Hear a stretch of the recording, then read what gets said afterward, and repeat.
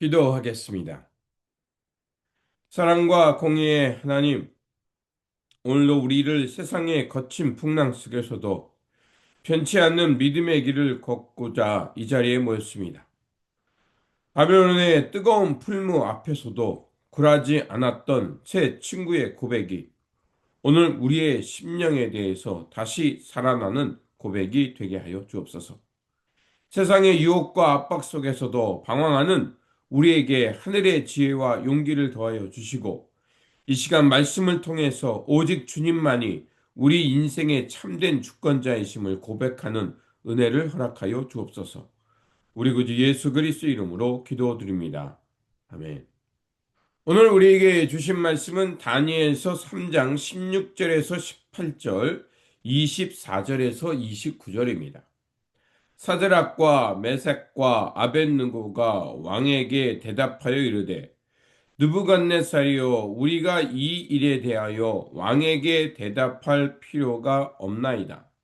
왕이여 우리가 섬기는 하나님이 계시다면 우리를 맹렬히 타는 풀무 가운데서 능히 건져내시겠고 왕의 손에서도 건져내시리이다. 그렇게 하지 아니하실지라도 왕이여 우리가 왕의 신들을 섬기지도 아니하고 왕이 세우신 금 신상에게 절하지도 아니할 줄을 아옵소서. 그때 느부갓네살 왕이 놀라 급히 일어나서 모사들에게 물어 이르되 우리가 결박하여 불 가운데 던진 자는 세 사람이 아니었느냐 하니 그들이 왕에게 대답하여 이르되 왕이여 올소이다 하더라.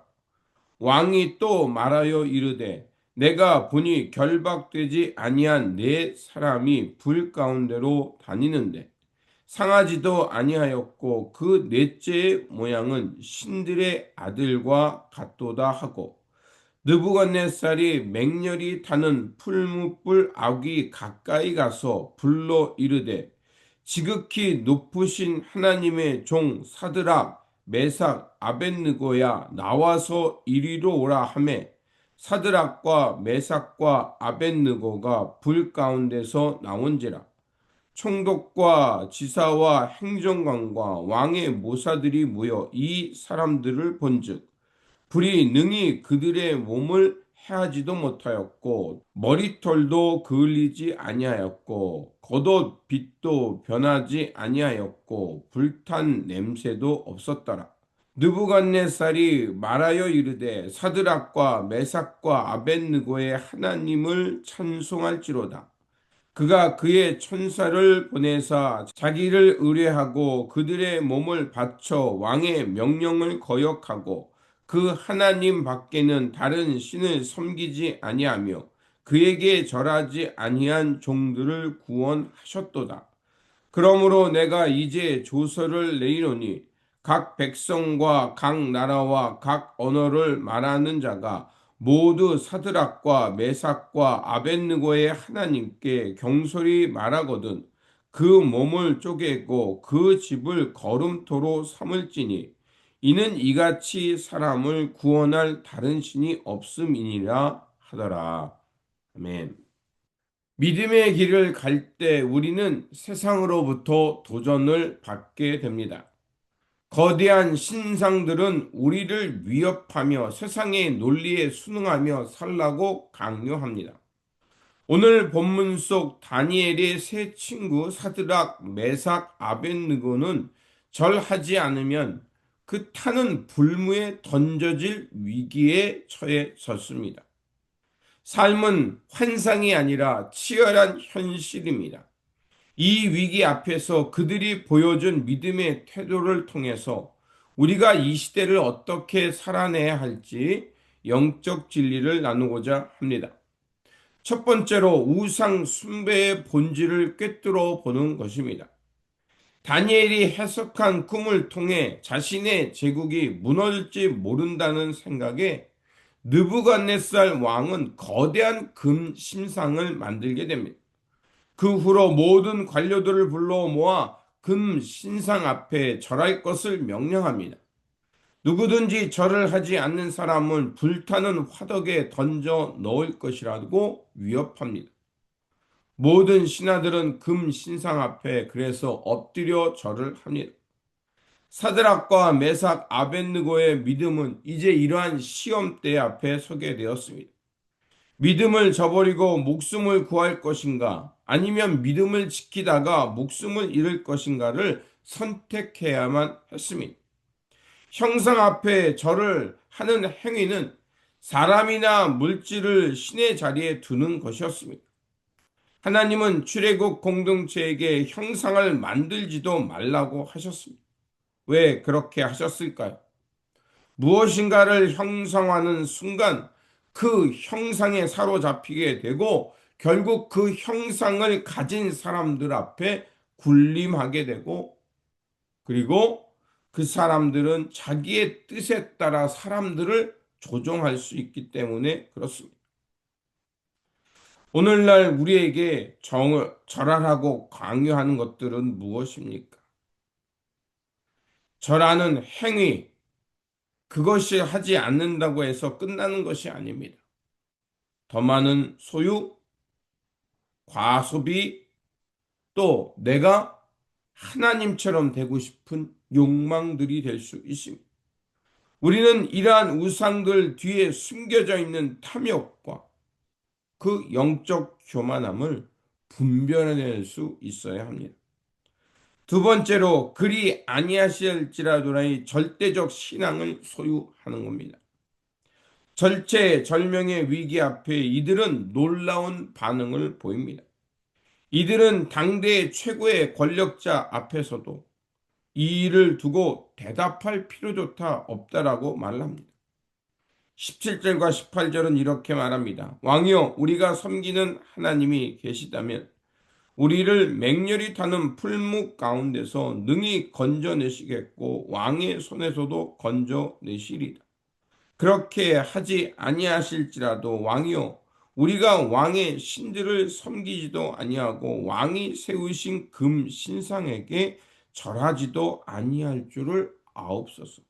하나님에 대한 믿음을 지키면 하나님께서 우리를 지켜주실 것이라는 믿음이 있기에 그들은 하나님 외에 다른 것에 섬기지도 절하지도 않겠다라고 합니다. 이들의 믿음은 여기에 그치지 않습니다. 그리 아니하실지라도, 비록 자기들이 원하는 대로 되지 않는다 할지라도 하나님의 뜻만 구하며 살겠다라고 말을 합니다. 하나님을 조건적으로 믿는 경우가 적지 않습니다. 내가 원하는 이것을 들어주면, 하나님께서 이거에 내 소원의 이 부분을 해주시면 나는 믿겠다라고 말을 하고, 그렇게 또 내가 원하는 바가 되지 않을 때 하나님에 대한 믿음이 쉽게 철회되는 경우가 있습니다. 하지만 새 친구의 경우는 진정한 믿음이 무엇인지 우리에게 말해주고 있습니다. 비록 내가 원하는 대로 되지 않는다 할지라도 그래도 하나님을 신뢰하며 살겠다라고 말을 합니다. 하나님께서 나보다 더 큰 계획을 가지고 계실 분임을 믿기 때문입니다. 하나님을 신뢰하는 것, 그것이 진정한 믿음의 길입니다. 그래서 신앙은 거래가 아닙니다. 신앙의 결기란 결과와 상관없이 하나님 한 분만으로 충분하다는 고백입니다. 예수님께서 광야의 시험을 이기시고 십자가의 길을 갈 수 있었던 것은 바로 하나님은 옳으신 분이고 하나님의 길은 의의 길이라는 것을 믿는 용기가 있었기 때문에, 그 주님께서는 세상의 논리가 아니라 하나님의 뜻을 향해 살아갈 수 있었고, 주님이 선택하신 그 옳은 길을 향한 그 믿음의 용기가 있었기에 바로 영혼을 살릴 수 있었던 겁니다. 세 번째로, 풀문 속에서도 함께 하시는 주님을 만나는 것입니다. 믿음을 붙들었던 대가는 결국 그 세 친구들은 불타는 화덕 속에 던져지는 것이었습니다. 왕은 평소보다 7배 더 뜨겁게 풀무불을 데우라고 말하고 있습니다. 그런데 놀라운 일이 벌어졌습니다. 불 속에 던져졌던 세 사람인데, 그런데 왕의 눈에는 네 사람이 보였던 겁니다.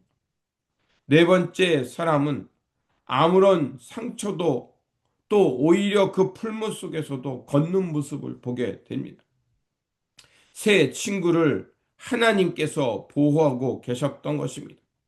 왕은 이들을 보호하시는 하나님을 인정하고 결국 화덕에서 나오라고 말을 하게 됩니다. 하나님은 우리가 고난을 만났을 때 그 고난을 면제해 주시는 분이 아니라 고난 한복판에 들어오시는 분입니다. 우리가 믿음 때문에 겪는 고난의 그 자리, 풀무불과 같은 이 어려운 현실 속에 부활의 주님이 함께 하시고 우리를 지켜 주신다는 것입니다. 새 친구가 불 속에서 머리카락 하나 상하지 않고 나왔을 때 이제 느부갓네살 왕은 놀라며 하나님을 찬송하게 됩니다. 우리의 타협하지 않는 믿음, 그 믿음이 나를 살릴 뿐만 아니라 이 땅에 하나님 나라가 임하도록 하게 하는 통로라는 것입니다. 하나님은 우리가 인식하든 인식하지 못하든 우리를 지키시고 보호할 뿐만 아니라 이처럼 그리 아니하실지라는 이 어려운 현실 속에 믿음을 지켜갈 때 더욱더 하나님의 영광은 드러나게 될 것이라는 것입니다.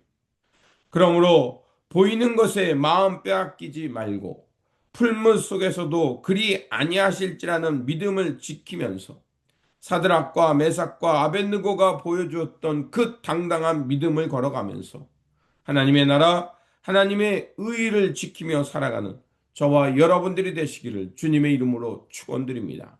기도하겠습니다. 구원의 하나님, 오늘 말씀을 통해 우리가 붙들어야 될 진정한 믿음의 길이 무엇인지 깨닫게 하시니 감사합니다. 세상 화려한 외형이 아니라 풀무 앞에서도 그리 아니하실지라는 믿음의 길을 지켜 주시옵소서. 우리 삶이 언제 어디서나 하나님이 기뻐하는 거룩함과 굳건한 믿음으로 살게 하여 주시고 고난의 현장 속에서도 함께 하시며 우리를 지키시는 그 하나님을 바라보며 살아가는 삶의 자리가 되게 하여 주옵소서. 오늘도 우리와 동행하여 주시며 우리를 지키시고 인도하여 주시는 우리 구주 예수 그리스도 이름으로 기도드립니다. 아멘.